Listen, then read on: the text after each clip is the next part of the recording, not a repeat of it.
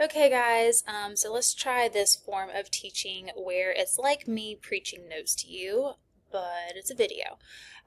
So you should be writing these things down as if we were taking normal notes in class. You should have cut your pictures out already to glue in where you see pictures, just like normal.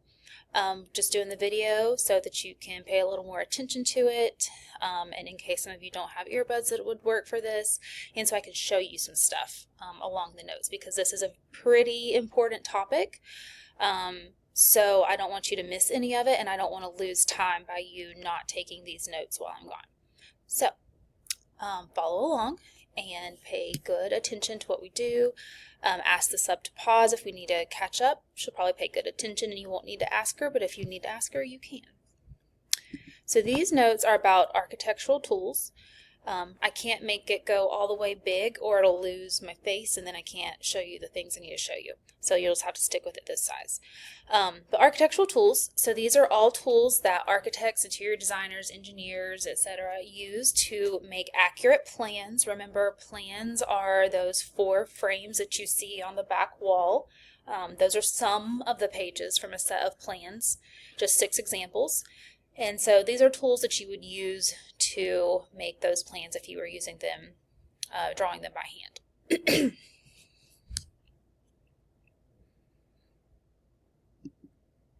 So first up is an architectural scale, and it is a special device used for measuring. It has 4, 8, 12, 11 different scales on it. I think we've already learned about scales.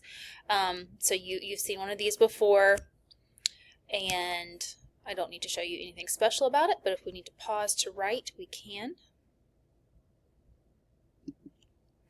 Then there are CAD programs. We call them CAD, C-A-D-D, and that's an acronym for Computer Aided Drafting and Design.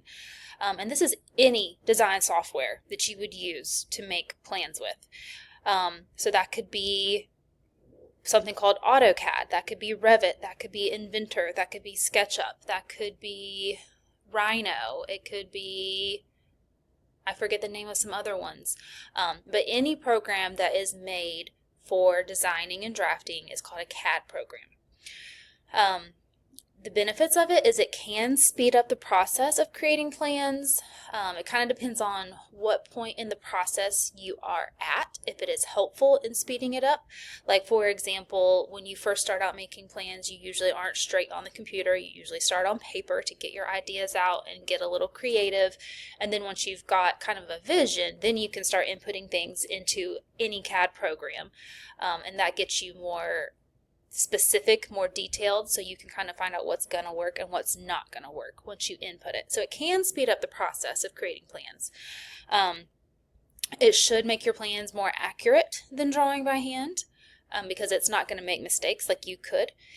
And plans drawn with a CAD program are industry accepted. So what that means is that when someone wants any structure built, they have to get a set of plans drawn. Then they have to get an architect that has what they call a stamp. That means that they're a certain type of certified to stamp their approval on the set of plans. And an architect is not going to stamp plans or get plans stamped that are not industry accepted plans, meaning if they were just drawn by hand or drawn on some kind of like the Sims game, then that's not going to be industry accepted. So it's only like the main real CAD type programs are industry accepted for moving forward with creating house plans. One good thing about drawing any type of plans on a CAD program is that you can easily modify things. So let's say that you have designed the layout of a house for your client, and you show it to them and they like the majority of it, but they want the primary suite reconfigured. Well, instead of like having to erase on paper and redraw that, you can just click a few different walls and move some things around much faster if you are using a CAD program. So it can be quicker in that way too. In my 3rd level class, we focus the entire class on using the program Revit. and that is an industry accepted program, and you can get a certification in it, which can help you get a job. In this class, we will use a program called SketchUp, which can be industry accepted, but it does not offer a certification, so there's nothing proving that you know how to do it. It's just hearsay. You're saying that you know how to use SketchUp, but whether or not someone accepts that as the truth is questionable. So SketchUp will be coming. Okay, a T-square. I'm going to go big on this one. Okay, a T-square looks like this. So it's a T. See? And this one has numbers on it. They don't all have numbers. Sometimes they're just clear or solid. And so this is used to help you make perfectly horizontal and perfectly vertical lines, because you can butt up this T part to what's called a drawing board to hold it still, and then you can make a perfectly horizontal line, because if this is lined up, then this is lined up.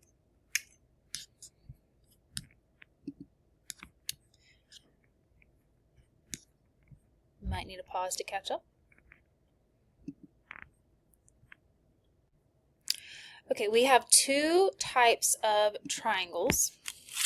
This one is a 45-degree triangle. You can see it has a 90-degree angle here, and then it has a 45 and a 45 here. So that's why it's called a 45-degree triangle.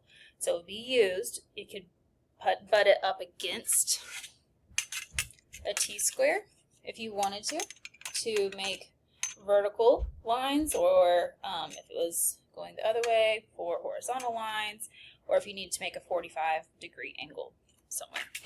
There's also a 30, 60, 90 triangle. So it has a 30-degree angle, a 60-degree angle, and a 90-degree angle here. So if you needed to draw any of those angles, think like roof lines, stairs, things like that, you would use this triangle to make that happen.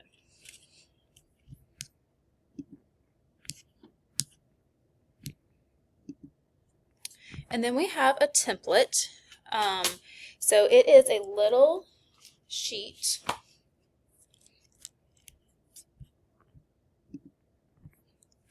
like this. This is the one in the picture that you have, but it has things on it like bathtubs and doors and sinks and refrigerators and countertops and upper cabinets and electrical symbols on it, and it is used with paper to draw things to the right size. It's just like a stencil. This is the one from your pictures, but this is not the one you'll be using in class. So in class, you will be using one of these clear ones that says house plan template. Get centered.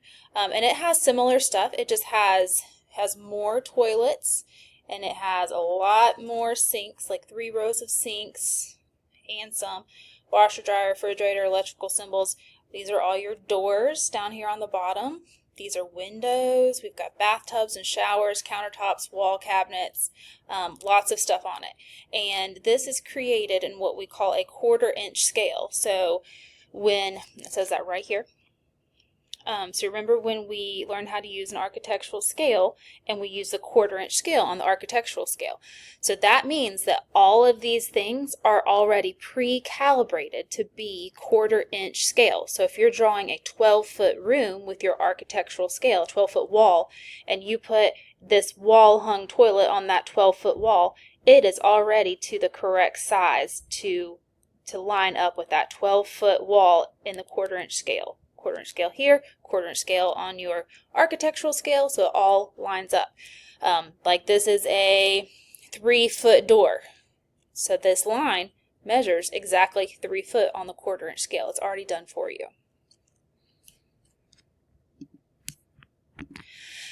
And then we have a burnishing template, which is a pretty fun little tool to use.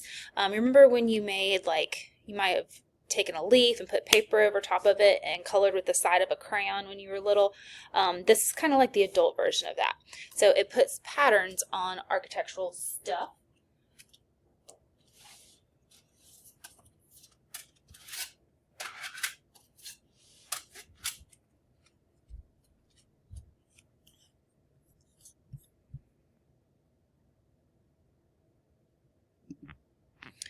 So I have lots of these burnishing templates, but here's a few. Like this one is Cedar Shakes, so you could put, let me find paper.